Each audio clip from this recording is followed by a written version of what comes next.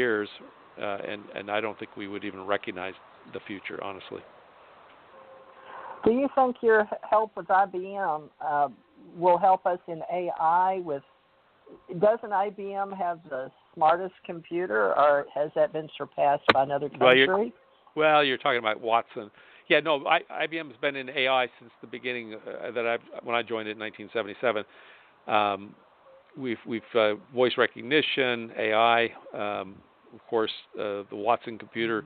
I think it was called Deep Blue at the time.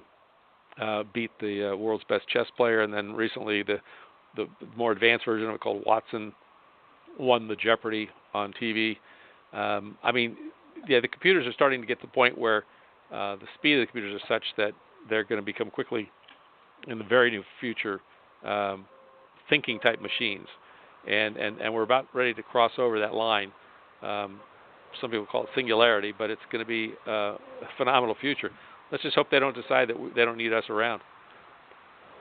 Well, that's a good point. Ira, remember when you called me a cyborg? You are a cyborg. What, yeah. What's wrong with that? What's wrong with that? Indeed. Let's talk about that. Janet Carroll Lessin, I'm going to make sure you get plenty of time on the last hour here, helping me as my good friend, my girlfriend forever.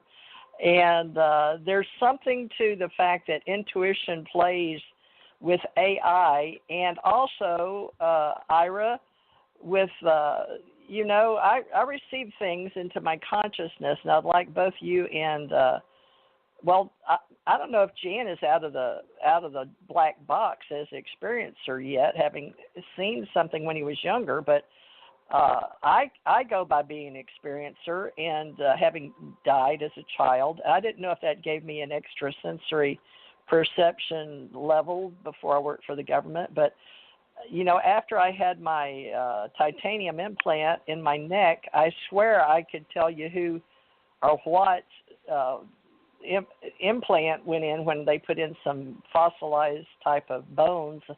You know more about that than I do, Ira, but do you think that there's a possibility that we can get consciousness from maybe out in the universe, and then when we're here, we're chosen to work on projects? I don't know how to get into this, but I'm trying to get MUFON involved with the future and what you do and what I do. I don't know if that would be called cyborging it, or with Watson and AI and IBM, 37 years experience, and you with Bioquark. But do you see where I'm trying to go? I just can't get it there. Well, I think, I know you directed it to Ira, but let me just answer one thing here. Many experiencers report to us after their first encounter with these craft or these beings, having enhanced intuitiveness, or the ability to preconceive or precognitive abilities, and so they become extremely intuitive or very empathic. So that's something my own brother, when we had our sighting as kids, close encounter, happened to him. He was able to actually see the future and see things, and it was quite frightening for him. I don't have that ability myself, but I did go through some training in my early years in college called Civil Mind Control, where they basically touch it and train your brain down to alpha level. It's very similar to what I think they teach the remote viewers to do, to be able to go out and look at things. And what you find is that all the information is there in the universe, and you're tapping into what they would call the collective unconsciousness, and you're able to pull information. I think that's how the psychics work. That came out of the work at the Stanford Research Institute by Hal Puthoff and those folks. When they were looking at how do psychics get their information, they found that their brains were entrained with a certain frequency. I believe it's 6.8 hertz. I could be completely wrong, but if you can quiet your mind down, and that's through meditation and through prayer, however you do it. They actually had a technique they taught in this particular civil mind control class I took. You can literally access information. I'll just give you one quick example. I was an engineering student at UCLA, and it was difficult for me because it was very advanced math, very much everything. And I was taking an advanced calculus class, and after the weekend when I took this course, I had a midterm, and I took it, and I got like an A+ on it. And the professor called me in at the next class. He said, "Is Jan Harzan?" Because we were like 300 people in this class. And I went down to see him, and he said, "Hey, I have your paper here from the midterm." He says, "Who took this test for you?" I said, "I did." He said, "No, you didn't." He said, "Who took the test for you?" I said, "I did." He said, "No way," because I was probably about a B, B minus student. I mean, it was difficult for me, the whole calculus thing. But I had actually taken the test, but I used the techniques I learned for this thing to bring the information to me. It's not like I was being a psychic or anything, but I just quieted my mind down, and the answers just came to me. And it's a trainable thing. And I think I told him, I said, "Well, it was me who took the test, but I took this course," and I kind of explained it to him. He just looked at me kind of cockeyed and let me go. But I know that this stuff is real. I know it can be done. And it's a matter of training, really. But some people have it just as a matter of fact. They're born with the capabilities. So there's a lot of fascinating capabilities we have as human beings that we're just now discovering, and I think it's going to become more to light here as we move into the future. Wow, I didn't know you were that far advanced in consciousness. Excuse me, Jan, I haven't met you before, and you just came under my radar. I don't know if I say that, but I've had experiences that tell me that there's a lot more than what we acknowledge, and I think we've kind of taken the blinders off with these announcements recently, and I'm excited about the work Ira is doing and other folks to help move mankind forward and get us out into space and do all these great things, because I think it's an exciting future for all of us. To me, it's an exciting thing. It might scare others, but for me, it's exciting. Ira, you want to address that, or is it cyborg consciousness, or do you go with just some of us are like, I've been accused of being a psychic in my lifetime. Matter of fact, I just was at an event because of that, and I've had television shows get me in the can, but I don't know what they did with the videos once they got them. So I don't know what's going on, but I know the government was very interested in my abilities because they had me come back for another polygraph, just having me do readings, and they wanted me under polygraph to ask questions before they showed me Men in Black so I would remember them. So I'm not sure what all this is about, but I'm very curious to see how all these levels of intelligence on this planet work together. Got any ideas, Ira? Being that you called it a cyborg. I mean, definitely. Right, there's two, schools of thought or two camps on this matter, right? That out there in the universe is just stupid, unconscious matter, or out there in the universe is an endless array of information.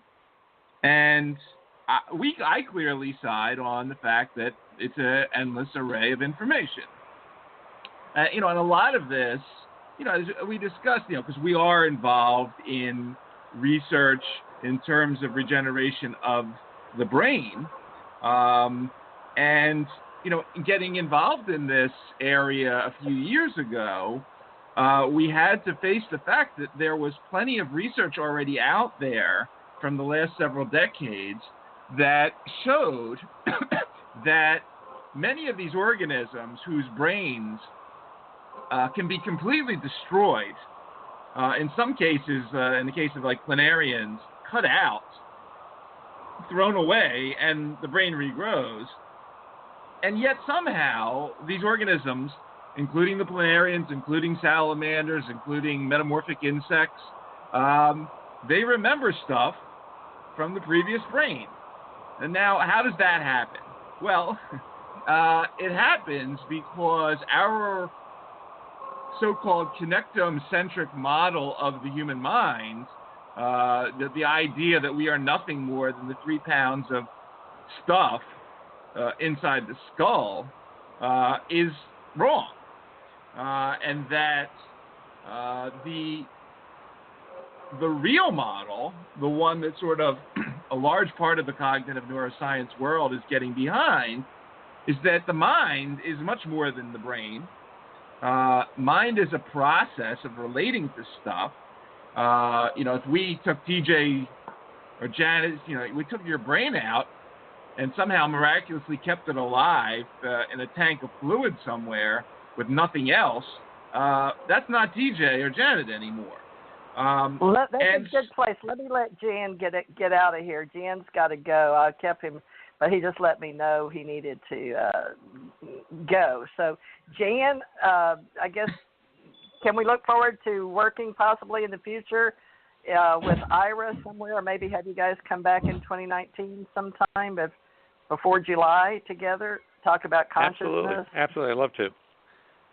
All right. I'd like to talk to Ira offline, but so we can get to know each other better. It sounds exciting, like what he's doing. Go ahead. Go ahead, Jan. Leave how he would get in touch with you. You're a public figure because of your position with MUFON, are you not? Yeah, well, you can give him my email. You've got his email. Just give him my email. We'll get in touch. Perfect. Awesome. Well, do you put it out? It's through MUFON, right? Just contact the executive director. That's exe.dir@mufon.com. Is that right, Jan? Correct. Executive that's director. perfect. Exactly. All right. Any last words for people? You said give them again the date of your event, please, and the location. Yeah, our 2019 MUFON Symposium is July 26th through the 28th at the Hotel Irvine here in Southern California. And our theme is MUFON's 50th anniversary, Embracing the Future. And we're going to be looking at not only the past, but also the future of ufology and kind of where we're all headed. So, and it'll be a great time, an exciting time. Hope everyone can come out and just join us, and look forward to the conversation.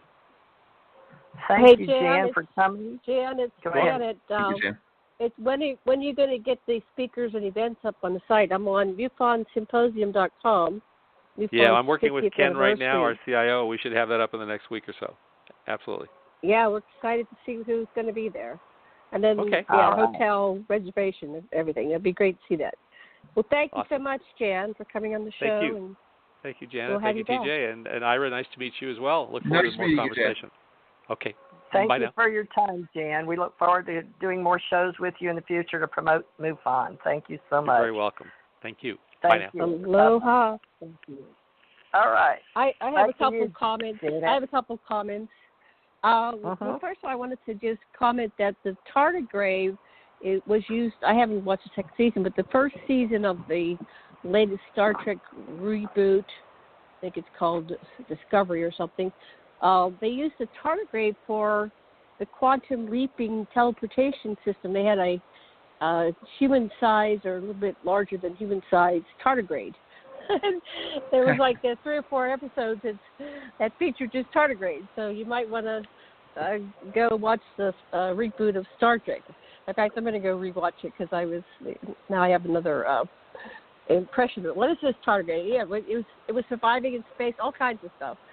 But apparently it had abilities that helped them to time jump, to location go, teleport, something like that. So I don't know where they got that, but you might want to see what the writers of Star Trek were doing. I'll have to check that one out. Yeah. And then the people that develop these telepathic abilities and this psychic abilities, they kind of share people that have had out-of-body near-death experiences, and the contact these experiencers, they tend to have these enhanced abilities. So people who have died and come back and been on spacecraft. So we're looking at what's going on that awakens them to their abilities. In fact, people that get fractal, they get their mind split. They have they've been manipulated to get subpersonalities, create subpersonalities. They seem to develop these enhanced abilities. I don't know if you have any research into that. People that have into their subpersonalities, their what do they call those? Excuse me, alters. They're called alters. Mm-hmm. And then mine is much more of the brain. So the experiencers, when they are talking or communicating mind to mind, it's not. Sometimes it's language, but most often it's concepts. They'll get entire concepts, and when they see things, you see it with your mind's eye. It's not so there's sight that isn't seen through eyes. So, and what is the mind? Like you said, it's much more of the brain. The world is a holographic, or the universe is holographic, right? So, and every cell contains everything for every other cell. So that might be what's going on. You have a holographic universe, and so you remove most of the brain, but the cells are all communicating, and so each cell has the sum total of the whole in this holographic